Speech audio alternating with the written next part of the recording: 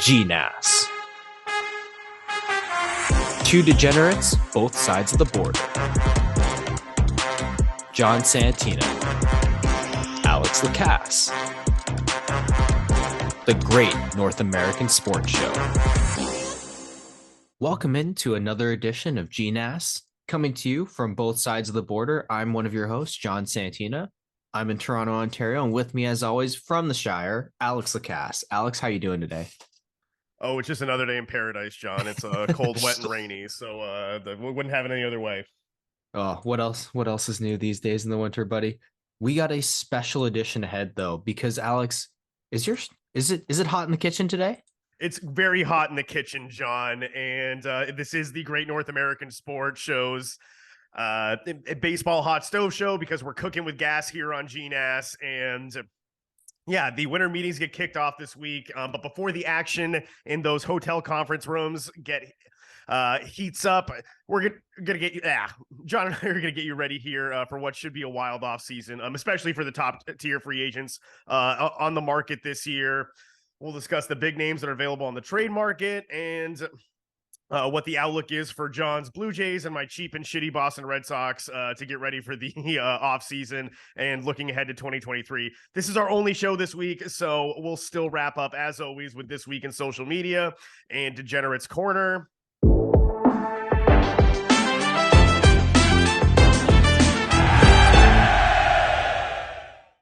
But so, John, just to get the good people caught up to speed, we'll just run through a couple of the big names that have already moved so far. Who have you got your eye on for some of the big moves that have already signed deals as we fire up the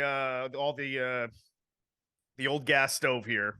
You know, it's funny we picked today as we record. It's December 3rd, actually, as we record. It's funny that we picked today to do the hot stove episode because last night we had our biggest signing, I'd actually argue. It's pitcher Jake DeGrom has decided to leave the New York Mets, boohoo, sorry, New York Mets fans, to join the tax-free Texas Rangers, Alex. That's gonna go right up Steve Cohen's tailpipe because I think there's no expense too great for him to retain at least this team that should have that he thought was going to go to the World Series just on the way that they started. It's a big loss for the Mets, and I think with Scherzer in fold, they're at least somewhat insulated. But now, we'll talk about him later. But this makes retaining Taijuan Walker even more important for the Mets. Exactly. And pitching depth is everything. And the thing that really set the Mets apart as a team was being able to hit you with this 1, 2, 3, 4 punch almost with Taijuan Walker, Chris Bassett, excuse me, Jake DeGrom, and of course, Max Scherzer, as you mentioned. But yeah, losing a huge strength. And it's not the only thing circulating with the Mets, as we know a number of their players are free agents, as we'll get to in a second. But Alex, that was the biggest pitcher we had on the market. Let's examine his fit with the Texas Rangers. So we know that Texas spent a ton of money on the middle infield last year. How you feeling about Jake DeGrom joining this team? You think it's going to be like Cole Hamels back in the day, turn him into a real playoff contender? It's, the Rangers, the story of the Texas Rangers has been always a deficit of frontline pitching. And so for the Texas Rangers to bring in a name like Jake DeGrom, that's a big move for them.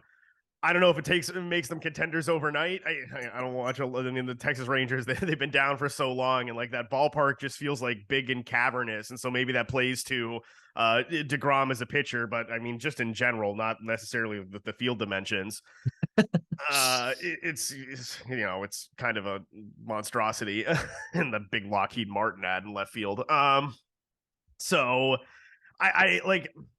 I didn't think that Corey Seager moved the needle too much for the Rangers. And, we'll see with some of their younger players if they can come along and develop on a timeline that works with Simeon and Seager, who you shelled out all this money to.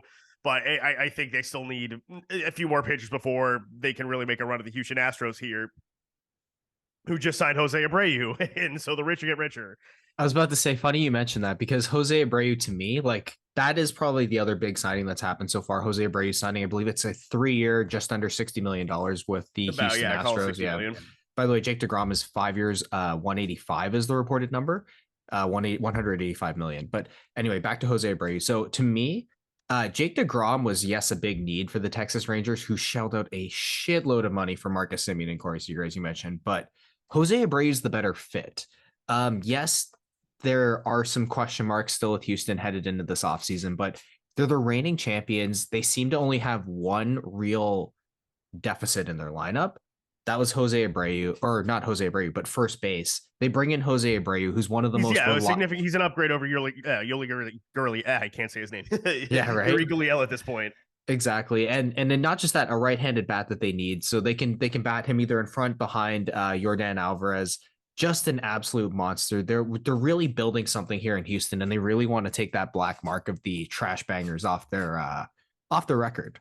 Alex, Yeah, how I don't you know. I feeling don't know how about Jose successful they're going to Abreu? be in doing that. And for instance, I wanted the Red Sox to go out and get Jose Abreu.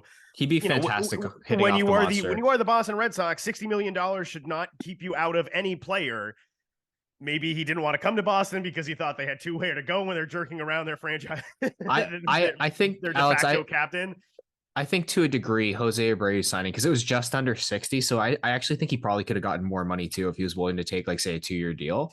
But I think for him, this had to be about the fit, man. Like, he's joining the defending World Series champions. It's a young team. Provided they bring back Verlander, like, you're looking at the favorites next year, like, hands down. Oh, of course. But yeah, I think that Abreu would have been the perfect fit for the Red Sox because maybe Cassis doesn't come along as quickly as you want. I mean, this Fair. is baseball; the growth isn't linear here. So yeah, I think Jose Abreu is like a reliable, steady, right-handed bat to complement Cassis' left-handed bat at first base would have been perfect. But that we're the Red Sox and we're going bargain basement hunting for 37-year-old relief pitchers.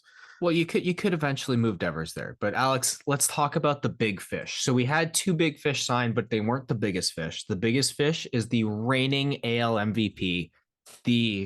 Well, I guess if you don't believe in steroids, he is the home run record holder for the American League, Aaron Judge. Alex, Aaron Judge spotted in San Francisco. So, I mean, how are we feeling about this? His family does live 2 hours from the city, so he could have just been back home. He could have, but how are we feeling about this? Like, what for you would be the best fit for Aaron Judge if he could sign anywhere? I mean, obviously it's the Giants, just because the Giants are talent starved. But I really think there's only two teams here that are we're talking about. I mean, yeah, you've heard the Dodgers being in this. I mean, because the Dodgers are around everybody. Maybe the Padres still have some Confederate gold under the mattress. But I really think we're just looking at the Yankees or Giants here. And,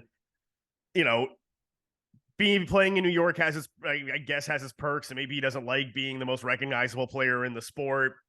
But you're going to tell me that Aaron Judge is, if the money's more or less equal, maybe the Giants fork over a little bit extra just so they have the best offer on the table. You're going to tell me that he's going to forego being the number one star in the number one market to play in a worse hitter's ballpark all on the other side of the country, albeit, it's where he's from. I don't know if I'm sold on that yet. So unless you're telling me that the Yankees are coming in significantly less than whatever the Giants, because I mean, the Giants GM's on record saying we're not going to let money be an obstacle is why we don't sign Aaron Judge. So if you're telling me that money is the difference is that grand, okay, maybe I can see him going to the Giants. Alex, let's be real. Like, if you're the Yankees though, and you get outbid for Aaron Judge, right? What does that say about the Yankees? Exactly. These are not George Steinbrenner's Yankees anymore. And so if they don't sign Aaron Judge, it just begs the question, John. Like, what the hell are they gonna do? Because they've been late to the punch on all of these players, like except for Garrett Cole. But I think the Yankees were just in such a position where they could not sign Garrett Cole, and so that's why they paid him close to $300 million.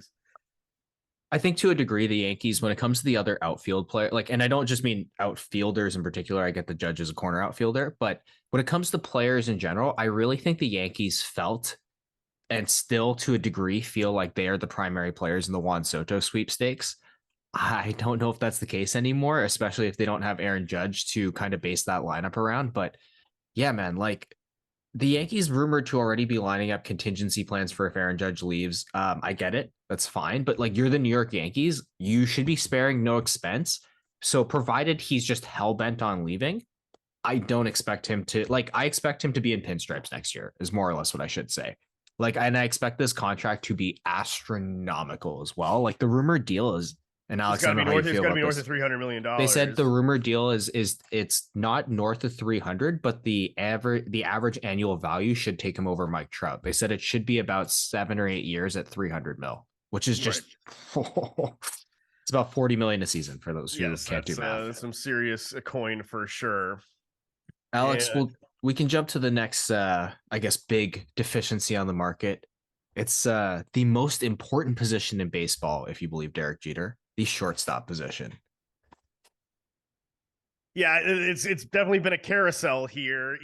Carlos Correa, he signs that deal with the Twins last year for, what was it, 3 years? It was 35 million per year, but every year had an opt out in the deal, and so he's testing the market again. And I don't know if it's a good thing that Trey Turner's hitting the market at the same time as him, or if they're going to kind of beat each other up here. But you got to probably start there with who's going to cash in the most money. Oh, 100%. And Trey Turner already rumored to be the top target for both the Phillies and the Padres. Phillies are supposedly the betting favorites for him right now. I don't know how I feel about that, but I do like Trey Turner's fit in Philadelphia. I think he'd be I think great. his wife is from New Jersey, and I think him and Bryce Harper were at least friends on the I believe that, yeah, Nationals. I So believe they grew up like together at some point. But yeah, to that point, excuse me, I believe Carlos Correa is the top shortstop on the market. I think he's going to get the most money. I think that's why the Twins are being so. If you listen to like what's being rumored on social media, like they're entertaining like all sorts of deals with Carlos Correa, like 1, 2, 3, 4, 5 year deals. Realistically, just like everything they can to keep this guy in Minnesota, and I think he's going to get the most money. And personally, I kind of think the Dodgers are low key prepared to offer him money because I know they're rumored for Aaron Judge here, but hear me out. Like Trey Turner's left. I feel like that's going to be Manny Machado all over again for the Dodgers. They trade for a player that that the fans kind of hate, and Yep. that might be a recipe for pissing in the Dodgers Well, pool. well, the good news is that we know Correa likes 1 year deals with options, so maybe he'd take something like that. But I kind of low key feel like that's the spot for him. Trey Turner, like I get that the Padres have Fernando Tatis and Hassan Kim, but apparently they want him too. He can play a little outfield, or they can move one of those other guys to another position, especially if Tatis is looking a little bulky these days. If you catch my drift, Or yeah, or that. I mean, his shoulder just like is beyond repair, that and he can't too. play the infield anymore. Well, I mean, I'd hope in that case he could at least line up and take Josh Bell's position, excuse me, at first. But Alex, Well, because I know you that still want to make use of his arm, and so you probably exactly. play him in the outfield.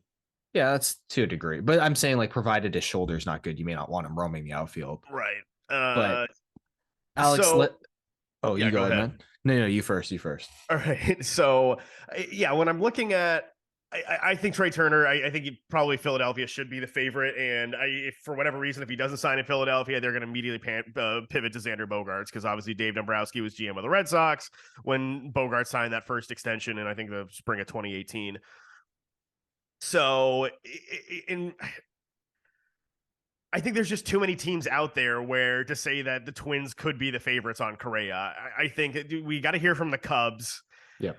Like The you said, Cubs are rumored for all these guys, by the way. exactly. So, and then maybe Dansby Swanson's like their ultimate fallback. But so and maybe again, if Judge moves, then the Yankees have to pay somebody. And is that Trey Turner? Is that Carlos Correa?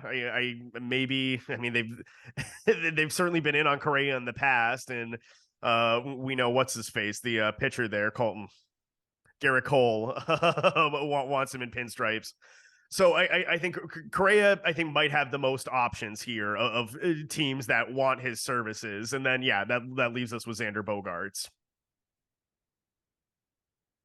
Well, for me, Alex, so hang on, let's go through it one by one then.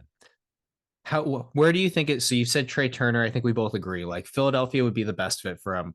I don't know if he's going to necessarily end up there because we know the Padres like Confederate gold, but I think that's the best fit for him. You're on the I same mean, page with that. Dave Dombrowski is going full Dave Dombrowski. Like, he's coming away with his starting shortstop this offseason. It's just a matter of who. And I think he's going to offer Trey Turner frontline money. Okay. Let's move on to Carlos Correa. What is your best fit for Carlos Correa? Best fit is probably Or excuse me, where do you think he's going to sign? Best fit would probably be Cubs or Dodgers, and so I would have to say one of those two teams. And if the Cubs are serious about spending money, but that's certainly more of a rebuilding project, so maybe Correa just wants to go to immediately to a winner. I think it's Dodgers. I like I was saying, I think they're gearing up to have him replace. It may not end well with the fans, but I think they're gearing up to have him replace the shortstop situation there. That's why it's odd to me that they haven't at all been rumored with Trey Turner. Like Trey Turner's on their team. Like what? But anyway, like if you're not rumored with him, you got to replace him with another star level player, a guy who can anchor your lineup, and that's Carlos Correa. Xander Bogaerts. Where do you think he ends up?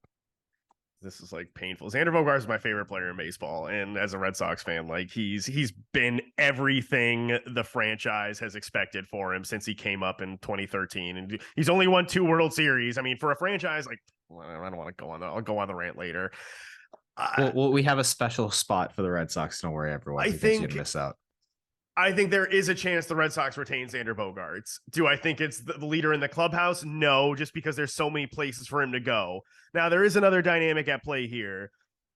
I think of all of these players, Bogaerts is the one that's ultimately going to have to get moved off of shortstop the soonest. I mean, he is 30 years old. He's young. He's older than both Turner and Correa and Swanson, for that matter. How soon he's willing to move off of shortstop could play into some teams' willingness to sign him. Certainly the Padres are really, really interested in Xander Bogaerts if they get a commitment. Oddly interested in every shortstop. If they get a commitment, or at least they get some verbiage or some assurances that he's willing to move off of shortstop. And Boris has come out and said, no, Xander's a shortstop. I don't think Xander Bogaerts to himself is ready to move off of shortstop. Probably not yet.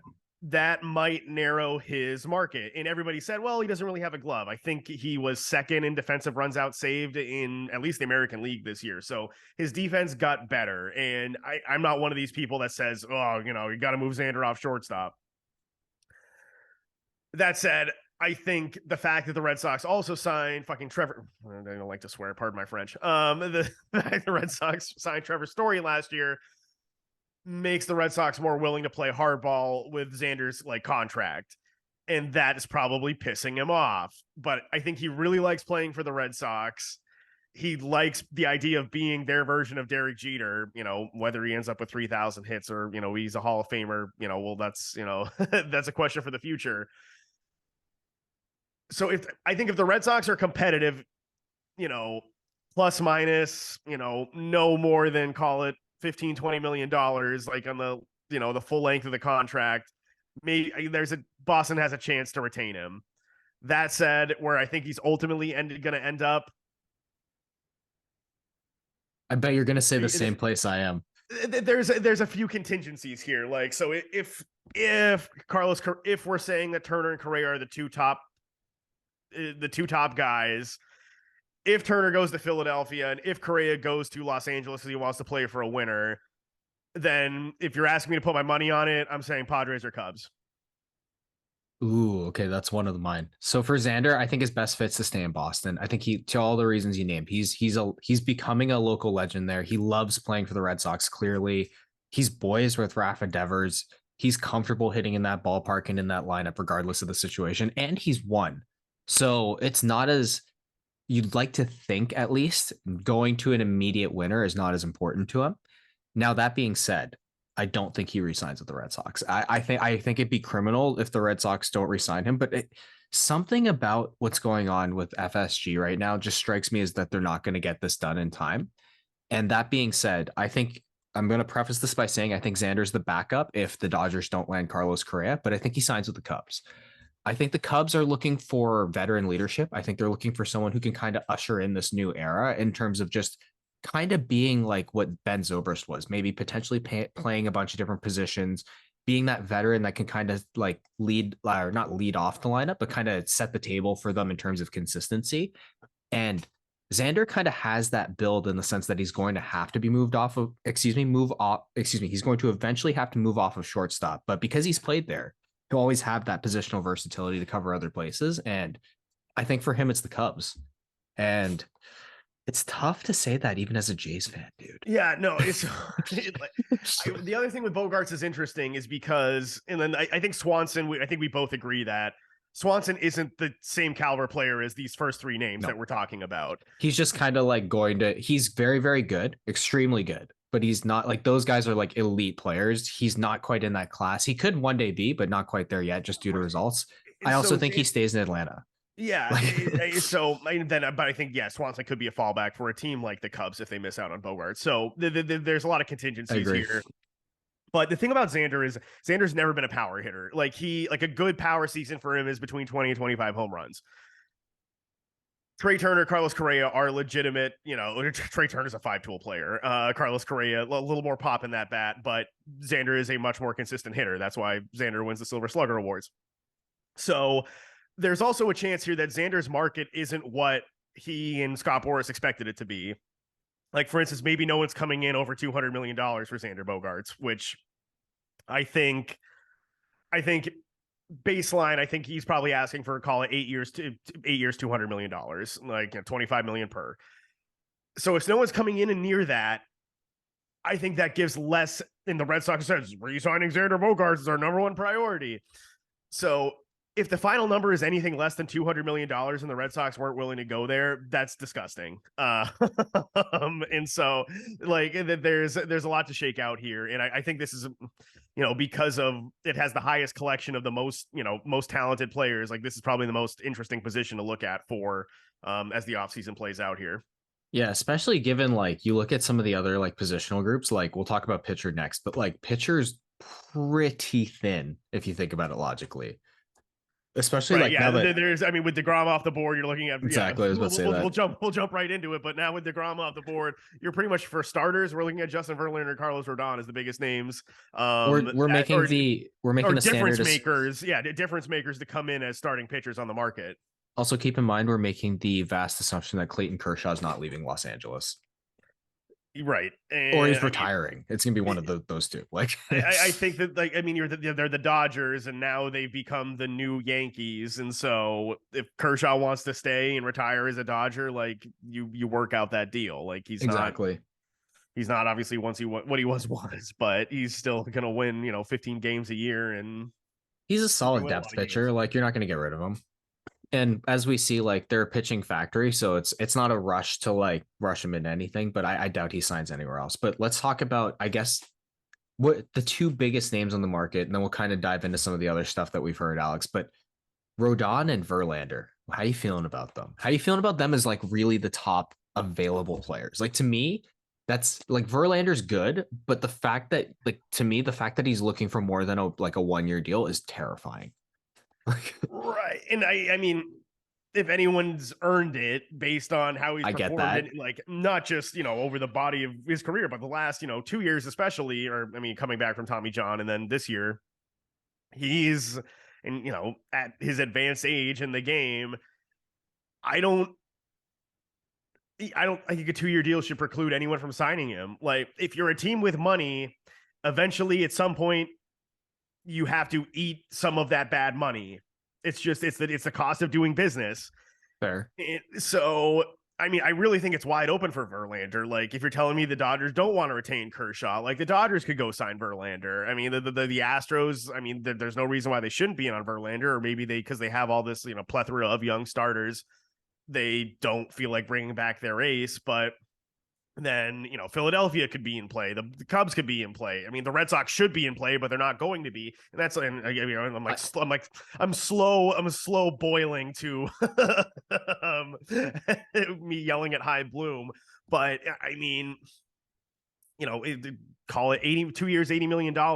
That should not preclude the Red Sox from signing a player like that shouldn't preclude anyone. But it sounds like he wants a potentially three with an option, but ideally 3-year deal. That being said, I think that's going to scare off a lot of teams. Like I think there are a lot of teams that don't want to go like say 3 years 120 or 3 years 100 for him, because that I get it. That's like a ton of money for a guy that's probably not going to play out that contract, and that's like your main concern with it. It's not even that he's going to be like shit necessarily. It's that he's not going to play out the deal, and that you might have to guarantee him all the money. But that being said, Verlander, I think he's the most interesting case in free agency to me. Because if he's willing to take like say 1 year, $30 million, he's in play for everybody. Like everybody should be in play for that because it's a 1-year deal. it goes off like provided he's willing to take it, it goes off the board You're no probably matter looking more what. like 1 year, 40 plus, but Well, either way, like provided he's, but my point is just provided he's willing to take 1 year. But I think the more interesting thing with him as well, for the second straight year, we might see a Cy Young winner walk. Second yeah, straight year second straight in the year. AL, yeah. But to me, the best fit would be if he stays in Houston. I think though, like I said, this is the biggest wild card. Like I have a feeling he might end up joining the New York Mets on a 3-year deal, just because the Mets are You're going to be right. like, Now, fuck yeah, it, Steve Cohen's got to pay somebody. No, that's a good call. I mean, it feels like the Padres are in on literally everybody. So how do you want to guarantee, yep, you're actually in the World Series this time? You go bring in the AL Cy Young Award winner, and you further bolster that pitching rotation.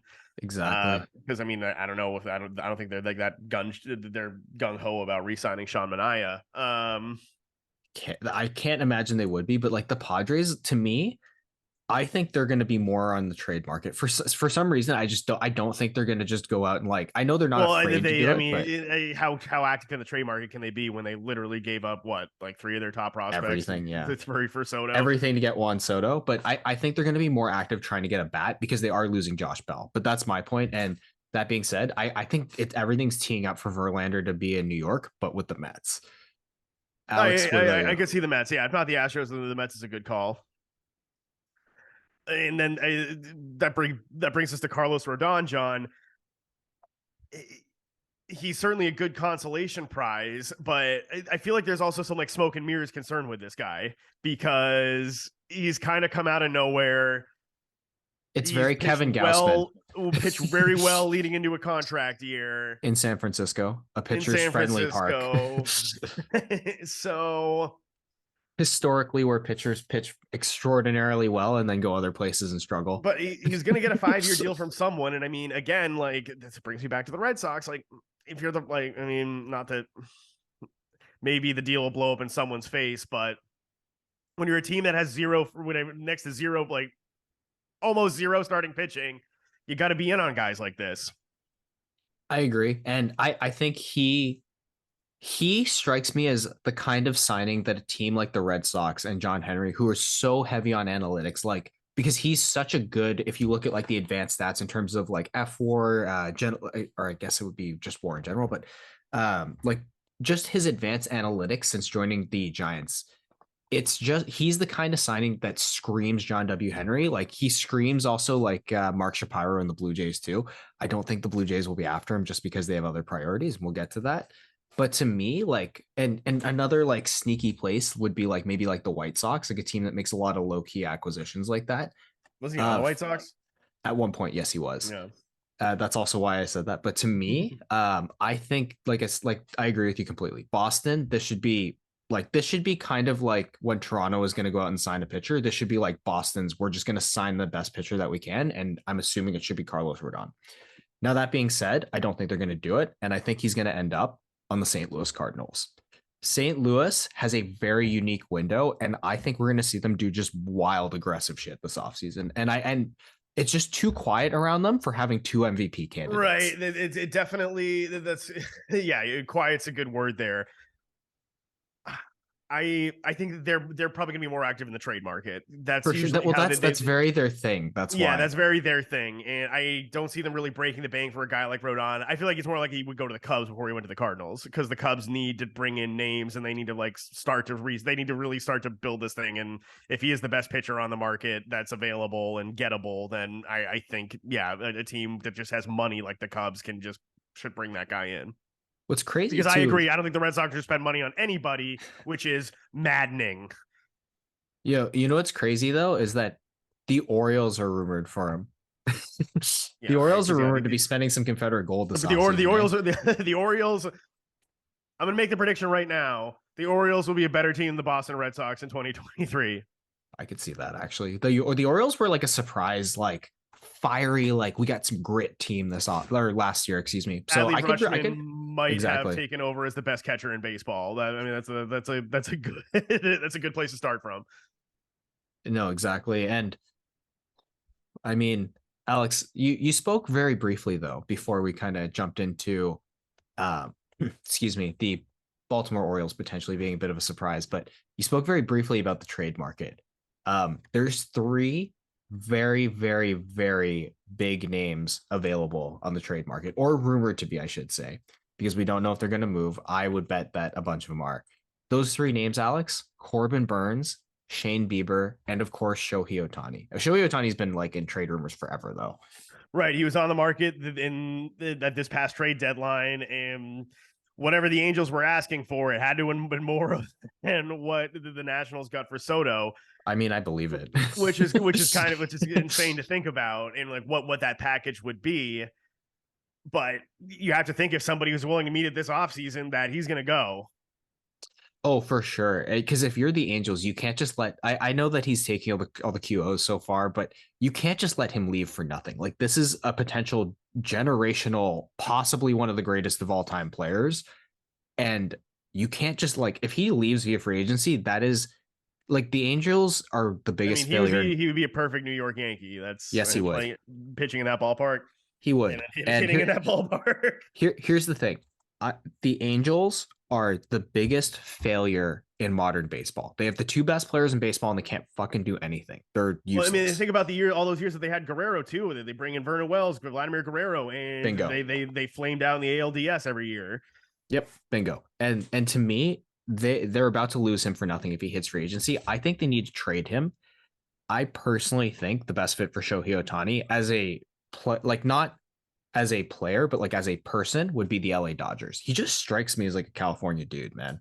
Yeah, I think he definitely likes playing on the West Coast because you're closer to Japan, or hell, maybe the Mariners. Maybe the Mariners too would be good, but I think he's going to be in LA though. I have just a weird feeling about that, but to your point, it's going to be an the Dodgers price. Certainly have the made pitching at the major league level and high minors to go get him. That's sure. That's exactly what I was thinking, because you can structure a package around Urias, Gonsolin, potentially even more, and then or Dustin May. We forget about Dustin May, Gavin Lux too in the middle of the infield, and then you have like a very solid like 3 major league all-star package to build around for Shohei Ohtani. Like, that's the kind of thing I could imagine that the LA Angels are looking for, like 3 young guys to build the roster around in the future.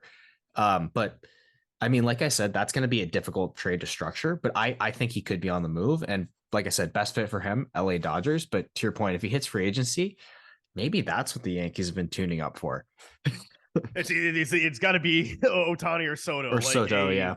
The best left-handed hitter in the game, or whoever they think that is at that time, or best power hitting left-handed. Yeah, kind of like, well, they had the Babe once. They gotta get the Japanese Babe too. Exactly. Yeah.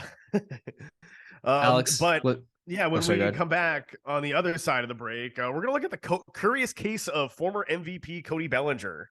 And we're back. Alex, you did mention it's a curious case for Cody Bellinger. And first off, I'm gonna start this by saying, with how much he's fallen off, it's a curious case that this guy's even the top free agent after all the names we just mentioned. Right. Or it's debatable between him and Brandon Nemo, but I would put Nemo ahead of him if I was running a team. But we'll dive into Cody Bellinger first. Not as much boom or bust there. Yeah. But yeah, what's happened with this guy, John? He's 2017 NHL Rookie of the Year, wins the MVP 2 years later. Is it just because he celebrated too hard and he hurt his shoulder and he's never been the same player? Like, that would be such a bummer for a guy who many people thought was trending to become the best player in the National League at the very least. Oh, 100%. He was definitely trending hard in that direction. And it almost, like, I hate to say this, but dude, this feels like a case of the yips. Like, it just feels like he fundamentally just, like, he has power in the swing because he's an elite athlete, but it just feels like the consistency of making contact with the ball is just complete. Like, he's lost that. It feels like there are a lot of holes in that uppercut swing, because he was like the launch angle darling, and now it feels like there are just certain pitches he can't hit. Yep, that's what I'm saying. Like, it's just like, it's almost like the yips, and he just can't figure it out. And man, like, it's remarkable too, because let me look up how old he is right now. But I think he's 27. I know he's not old at all, but yeah, 27. And he can play multiple positions. He can play first, he can play any position in the outfield. Like we were saying, super athletic player. Like, and like he's absolutely a reclamation project at this point of his career, given how it's gone. But Alex, how you feeling about him? I mean, if you're telling me you're bringing him in for, on a 1 year prove it deal for It has to be a 1 year prove it deal. You can't get anything seven, else. $8 million. I mean, yeah, I buy the lottery ticket. Like is there certainly enough there to suggest that he might be cooked, but I keep using the Red Sox as my whipping post here, but it's true. Like, I mean, this is the team thought that they could do that they could reclaim Grady Sizemore. So you're telling me that Cody Bellinger, who has had less of a devastating injury than Grady Sizemore did when you tried to reclaim him, yeah, take a shot. But if it's don't for don't bring Cody Bellinger in and be like, hey guys, it's okay. We lost Andrew Bogarts. We brought in Cody Bellinger.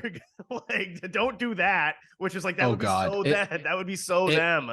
I agree that if Cody Bellinger is your major signing, as any team for that matter, like holy God, that'd be horrifying. Unless you're like a rebuilding team, then I kind of Yeah, get unless you're it. like the But Pirates. Like, that'd be yeah, exciting. like That'd be that, then exciting I guess for it's the fine. Pirates. But for me, I think what Cody Bellinger needs to do is he needs to look at another player that we thought was a very similar case to this, and that is Anthony Rizzo.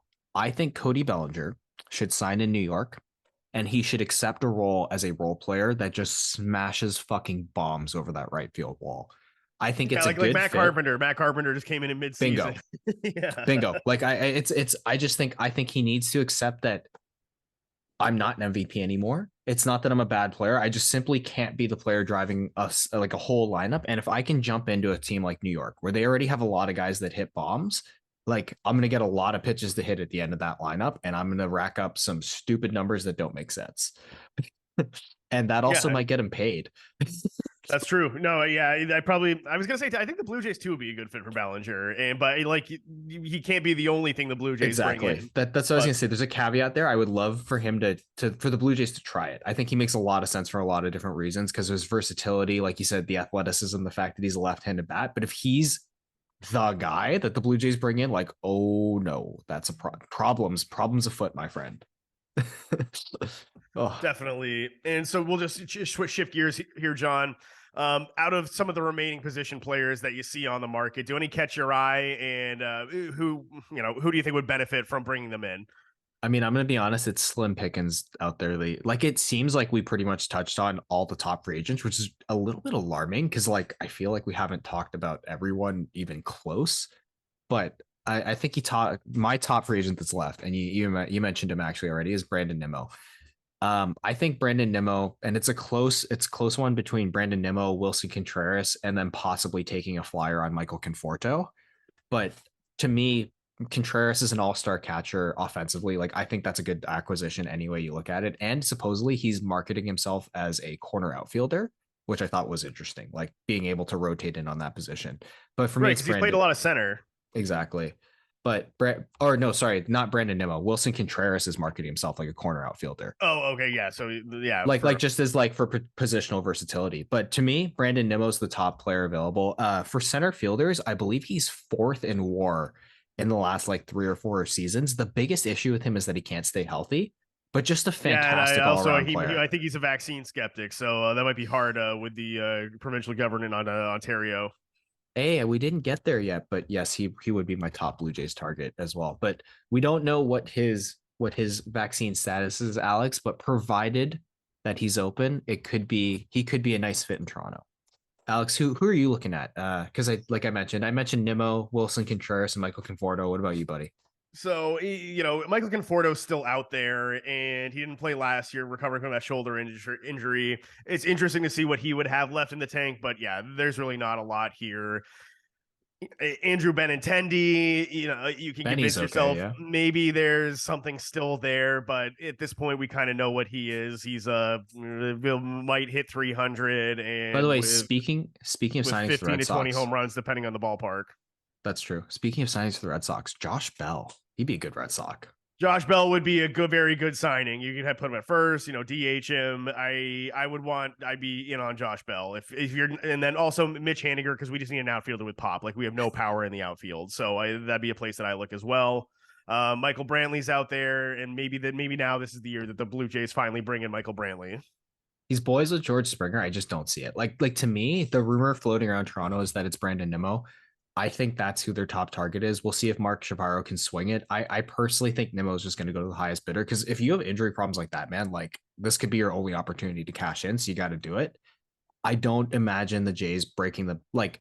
Would they break the bank for a player like to get him? Sure, but not. They're not going to be the highest bidder. That's for sure. I think they've already done that with the George Springer thing. Yeah. So as we started, John and I will give outlooks of our two teams here. John, Which one? what will you define success for the Blue Jays, and what else do they need to do to get there?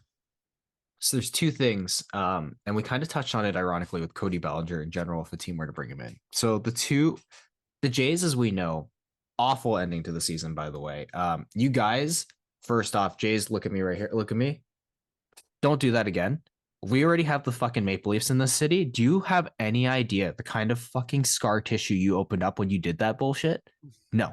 Hard no. Eat one. Yeah, like hard suck a dick.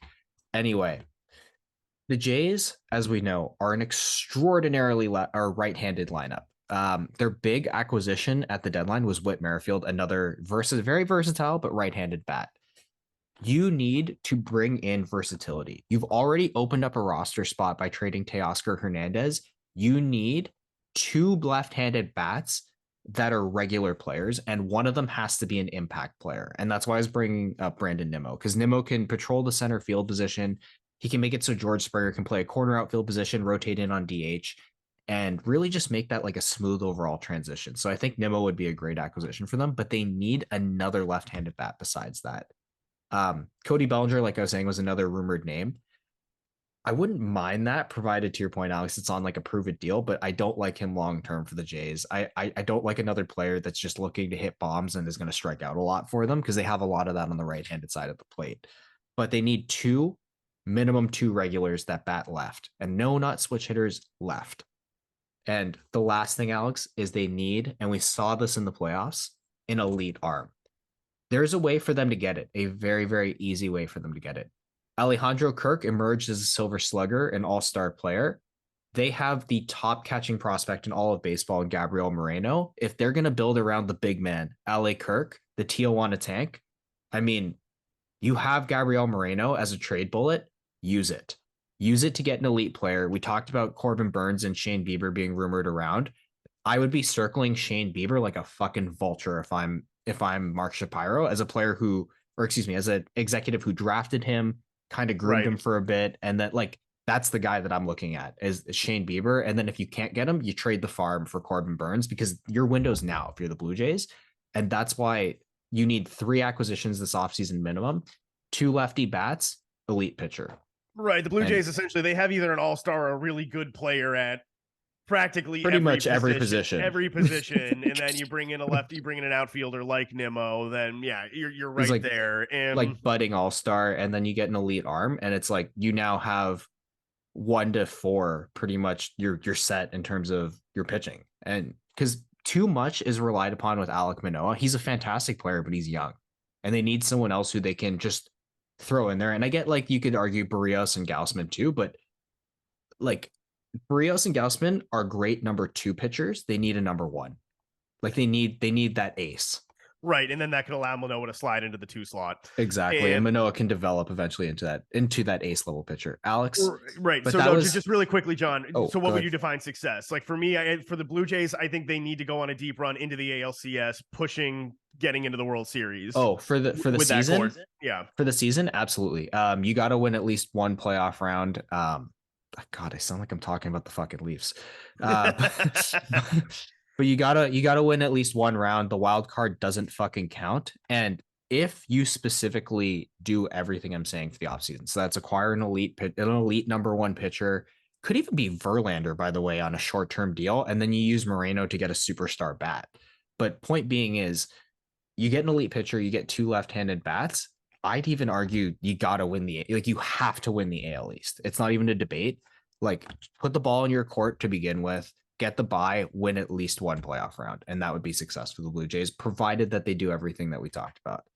Alex, that was the north side of the AL East. That sounds a little bit weird. But we'll move to the New England side of it. How would you define the perfect offseason for the Boston Red Sox? And folks, we might be here for a while. Yeah. So look, Heimblum only needs to look back in the last, 10 years of the Boston Red Sox at his two prior predecessors to know that his seat is very, very hot. And if he doesn't think it's hot, the dude is completely delusional. I was about to say, how could he not? Ben Cherington lucked into the greatest world, like the most horseshoe up your ass World Series of all time in 2013. You sign a bunch of bargain basement free agents that somehow win the AL East and beat the 2013 Tigers in 6 games, and you go up against a kind of out to lunch Cardinals team. The other 3 years of Ben Cherington's GM tenure, they finished in last place. 2012, he got forced Bobby Valentine down his throat as a first-year GM.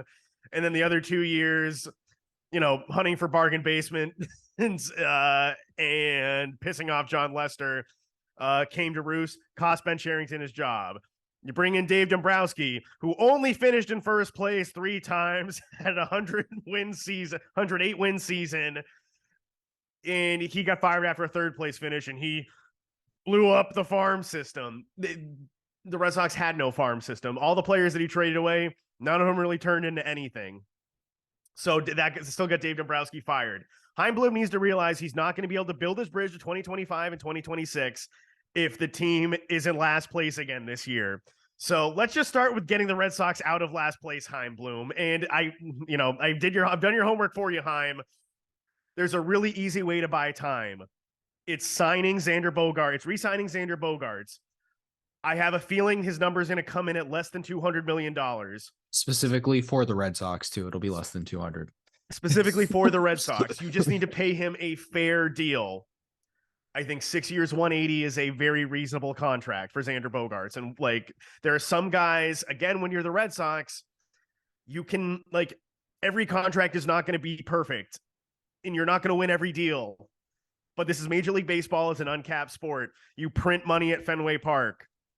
You've eaten bad money in the past. You can eat a little bit of bad money on the end of Xander Bogaerts' deal. For you bring in all of these players that either A, can't handle Boston, B, you had to overpay for them, and they're a total bust. Pablo Sandoval, Hanley Ramirez, or C or Trevor Story.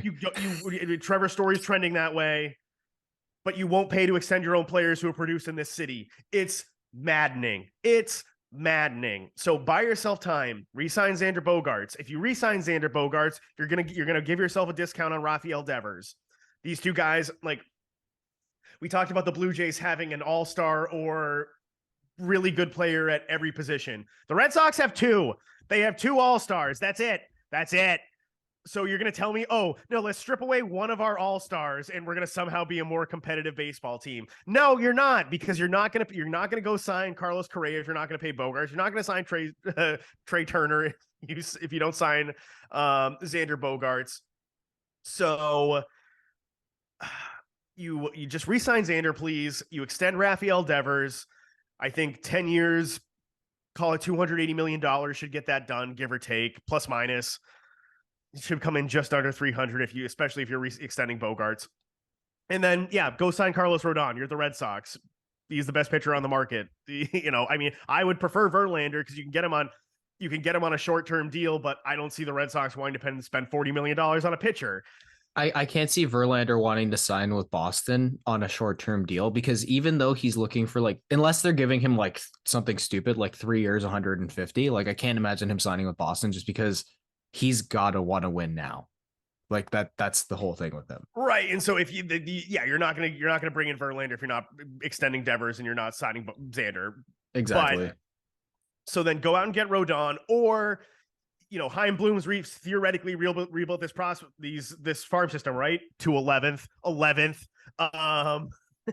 What, you don't like Tristan Cassis?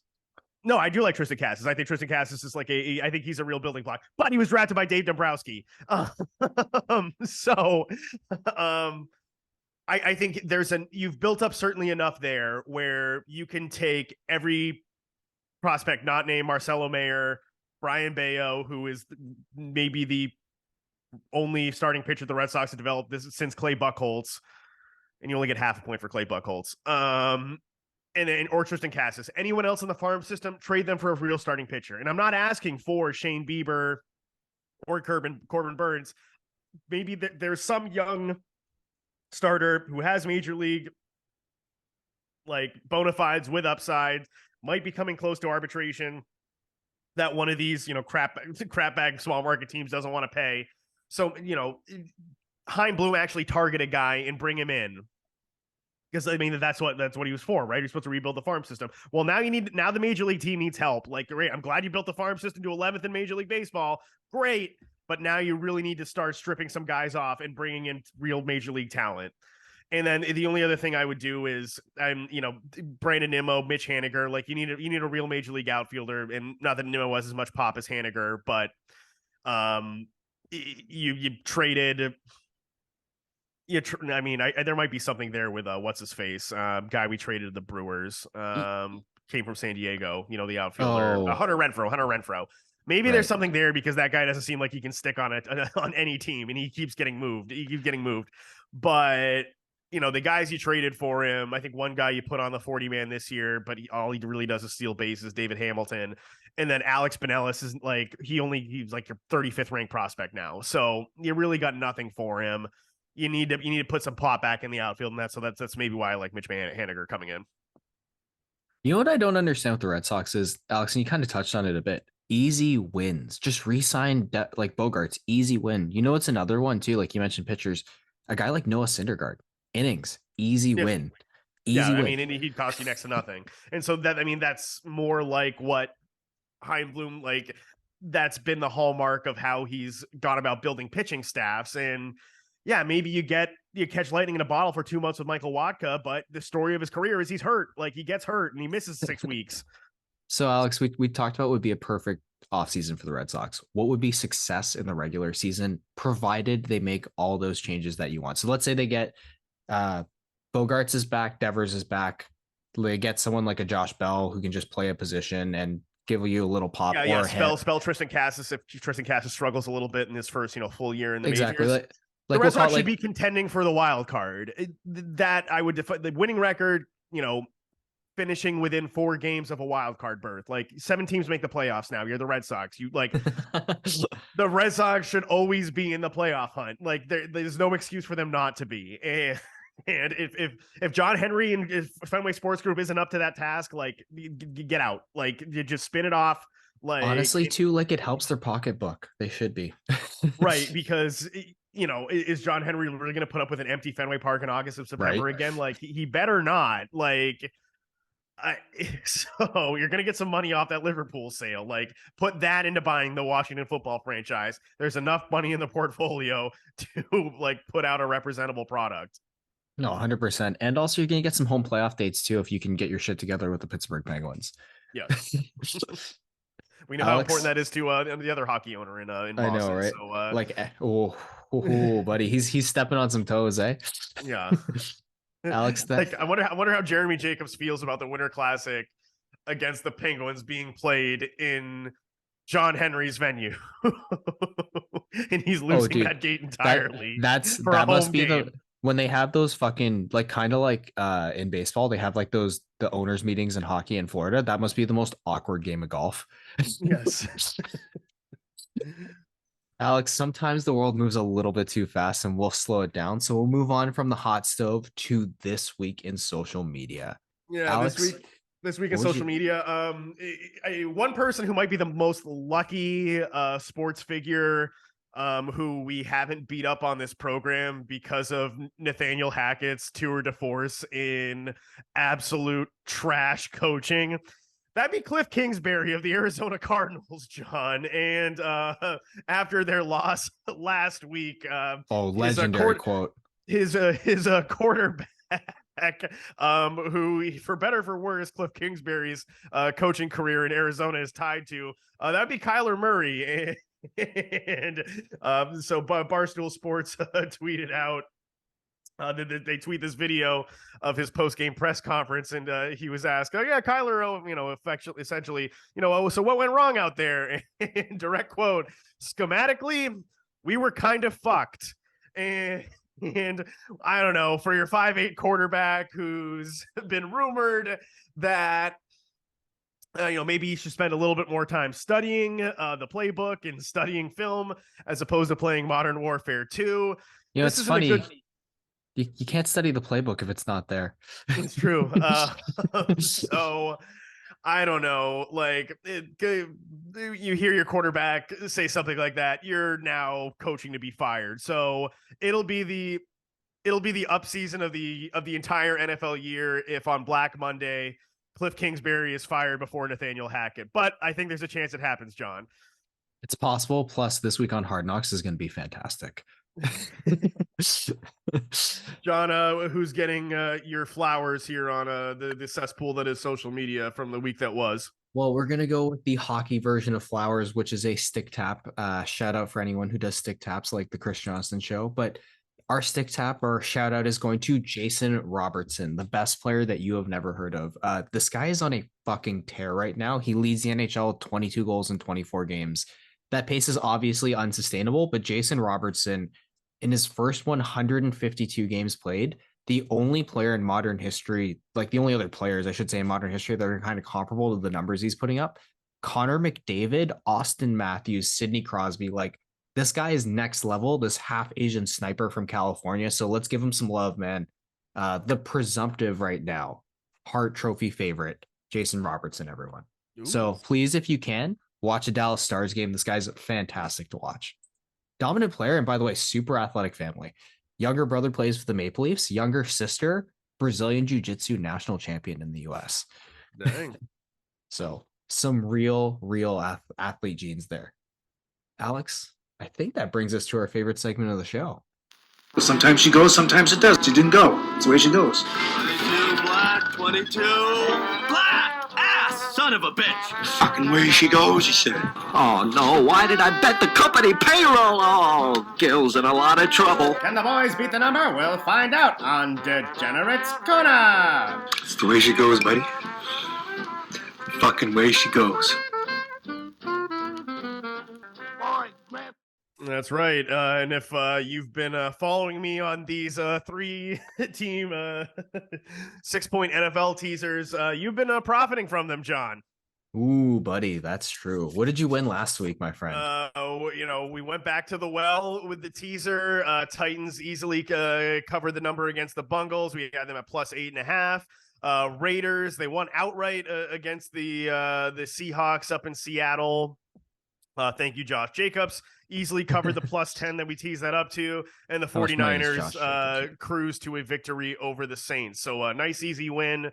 Raiders gave me a little bit of a scare in the first quarter, but they played a good, by Raiders standards, the final 3 quarters to get me the easy win. John, how'd your best bet do? Ooh, my best bet did not do well. We took a very, very valuable bet in the sense that it provided great returns. With Canada beating Croatia, they went all out attack. Didn't go well, my friend. Scoreline was a little bit unfair to them as they did lead part of this game, but didn't win. And because of that, we also got crushed on our parlay. But it's all good, my friend, because there is always next week. Yes, our parlay didn't hit either after finally cashing one, but we're that would have been a heftier one to cash. But anyways, we'll turn the page. John, where are you going for your best bet?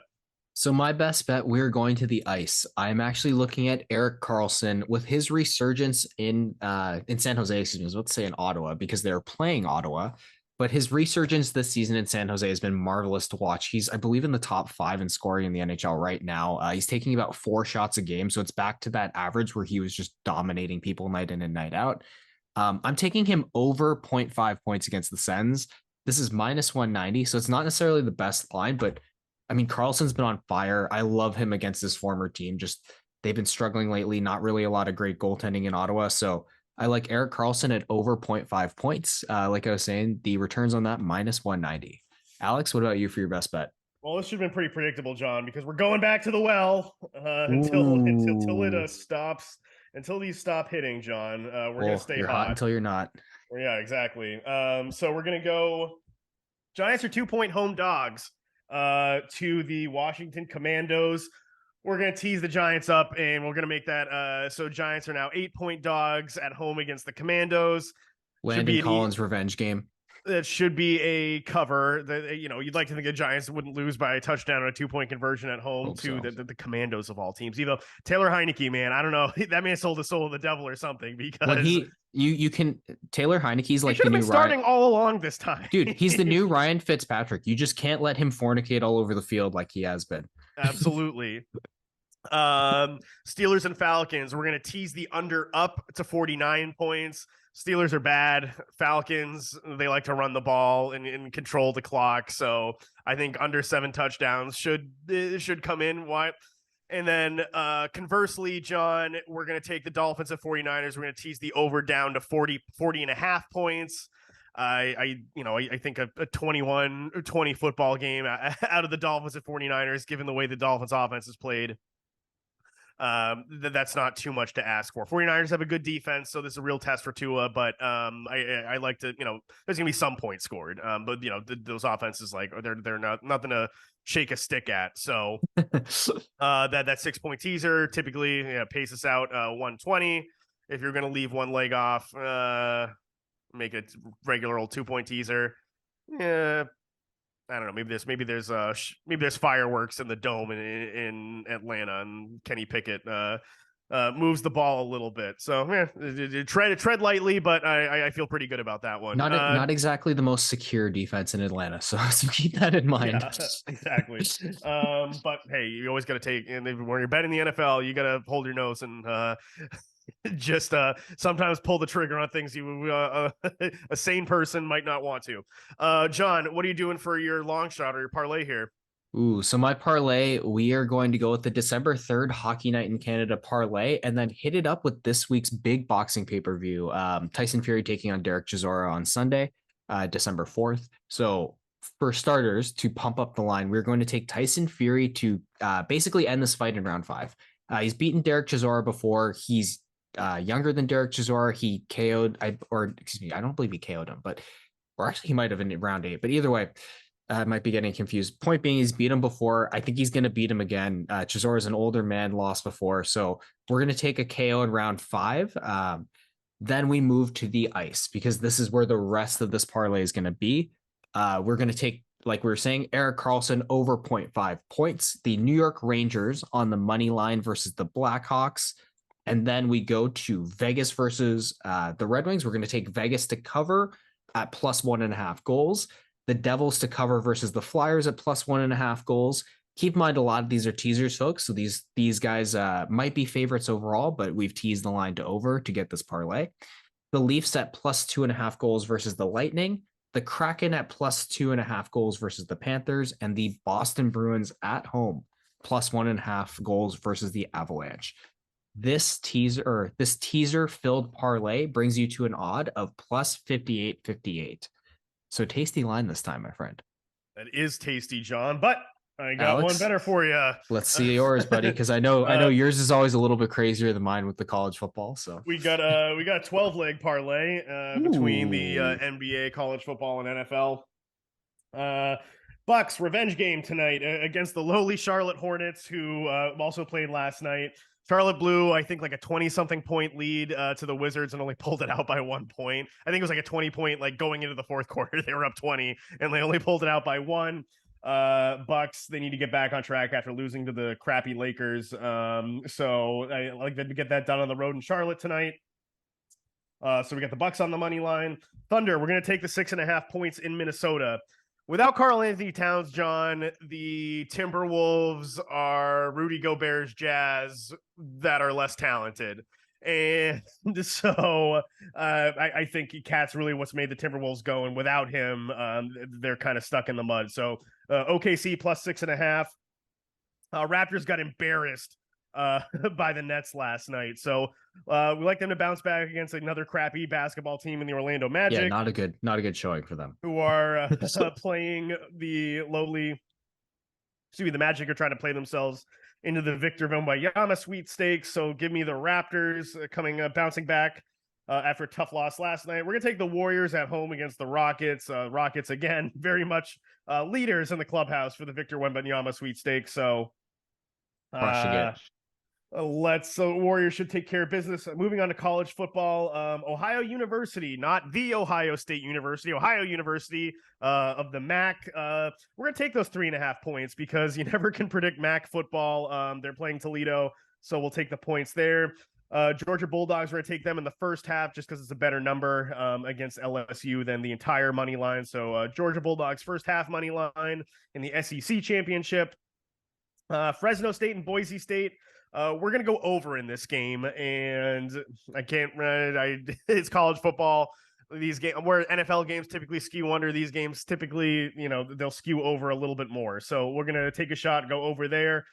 Take Michigan on the first half money line against Purdue in the Big Ten championship. The Big Ten with 12 teams in their league championship. We'll take Michigan on the first half money line. Ravens money line over the Broncos. Nathaniel Hackett coming into Baltimore with Russell Wilson. Enough said. Let's go with the Ravens on the money line. Chiefs revenge game against the Bungles for bouncing them out of the NFL playoffs, and that was if the Chiefs get to that Super Bowl, they probably win. So Chiefs feel like they probably got robbed one, get a chance to exact some revenge against the Bungles. Cowboys on the money line against the Colts. Cowboys, they might be the second best team in the NFC, so we'll take them on the money line over Jeff Saturday's Colts. And Bucks, this might be one of the more dicier ones because you never know what you're going to get out of the Bucks, but we're going to take the Bucks on the money line over the Saints. The Saints have kind of had the Bucks number even with Tom Brady, but the Saints are really bad. So Tom Brady at home on Monday Night Football, hopefully he takes care of business. And altogether, John, that pays us out at plus 77.26. So I got some real candy there, and who knows? Two out of 3 hit, John, in the last 3 weeks. Batting 677 gets you to the Hall of Fame. So or 667. I think gets you further than that, bud. Yeah. That'll get you to the Hall of Fame. So hey, this one hits, and that definitely covers the one that we lost last week. There we go, buddy. There we go. Funding every bet from now until the future. May the odds forever be in your favor. Yeah, may the odds be in your favor as well, John. Thank you, sir. Any parting thoughts for our lovely listeners and or viewers? Like, subscribe, please hit the bell. Helps with the algorithm. Other than that, thank you for listening, everyone. And hopefully we see some big news at the winter meetings. How about you, Alex? Hein Bloom, John Henry. I don't ask for a lot. I really don't. If you're asking John Henry for anything, that's a lot. I'm just asking to do just do the obvious thing and just retain your 2 all-stars, and then we'll go from there. And it's been a bumpy ride so far with Hein Bloom, but if we just take care of the easy, the low-hanging fruit, just do that, please. That's all I'm asking for. That's all I really want. I don't want to lose Xander Bogaerts.